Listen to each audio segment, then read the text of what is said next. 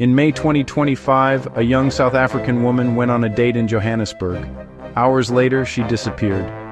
Days later, her body was found in an open field. What investigators uncovered shocked an entire nation and reignited a painful conversation about crime, femicide, and the safety of women in South Africa. This is the story of Olorato Mongale and the criminal network behind her murder. On May 25, 2025, 30-year-old Olorato Mongale, a journalist, daughter, friend, and rising professional, left for a date in Johannesburg. She told friends where she was going. Nothing seemed unusual.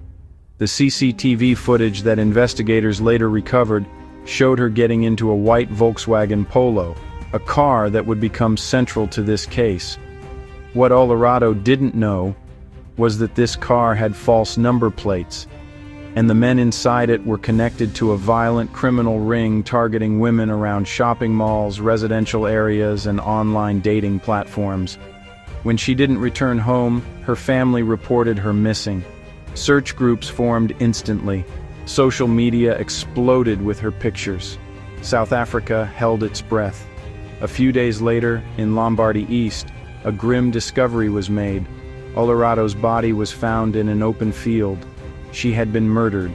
Police investigations moved fast. Forensics linked the vehicle to a series of robberies, kidnappings, and attacks on women. One of the suspects, believed to be a key figure in the ring, died in a shootout with police. Another fled.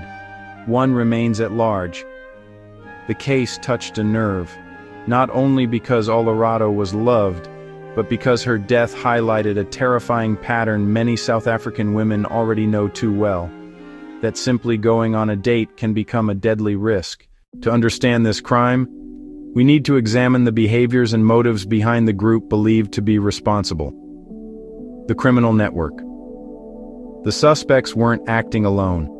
They were part of a coordinated ring that targeted women at malls, used fake number plates to avoid detection, lured victims with charm, dating apps, or casual encounters, and then kidnapped, robbed, or assaulted them. This wasn't a random murder. It was part of a larger pattern of predatory behavior. The lure of dating as a weapon. One of the most chilling aspects of this case is how normal the initial contact seemed. A date, a ride, a moment of trust. Criminologists call this social engineering through intimacy, when offenders use romance, friendliness, or charm to lower a victim's guard. In environments where dating apps and online meetings are common, predators exploit human trust. Olorato wasn't reckless. She wasn't careless.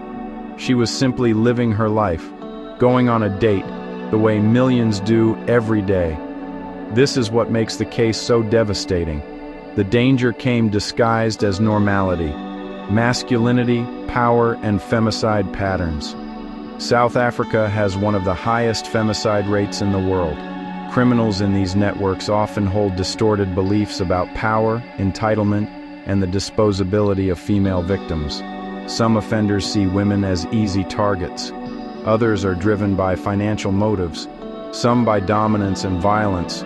The criminal ring implicated in Olorato's murder showed a blend of financial motive, predatory opportunism, and violent disregard for human life. The Olorato Mongale case reveals deeper patterns that criminologists have documented across South Africa.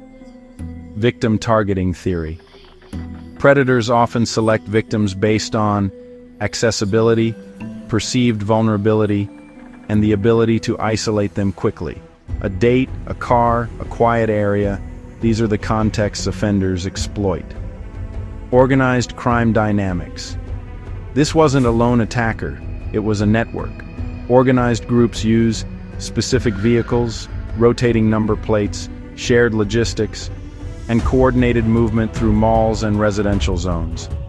This allows them to strike repeatedly without immediate detection. Gender-based violence as a systemic pattern.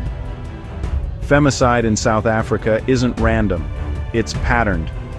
It's influenced by social inequality, cultural power structures, and normalized violence against women. When a violent ring sees women as targets, the system has failed long before the crime occurs. The psychology of predatory offenders. These offenders often show lack of empathy, pleasure in control, or rationalization of violence, and in some cases, psychopathic traits. They hide behind normal social behavior, a smile, a request for a date, a friendly tone, while masking dangerous intent. Social trust erosion cases like this damage public trust deeply. The idea that a simple date can lead to murder creates fear, anger, and powerful public debate, and that debate is still ongoing. The murder of Olorato Mongale is more than a crime story. It's a mirror held up to a society grappling with violence, fear, and the question, how do we protect women from predators who hide in plain sight? Her case sparked protests, national conversations, and renewed calls for justice and reform. But the hardest questions remain. Could this have been prevented? How many more victims were there? And how do we stop organized groups that prey on women under the guise of normal life? Let me know in the comments, what do you believe is the root cause of South Africa's femicide crisis? Thank you for watching, and stay curious.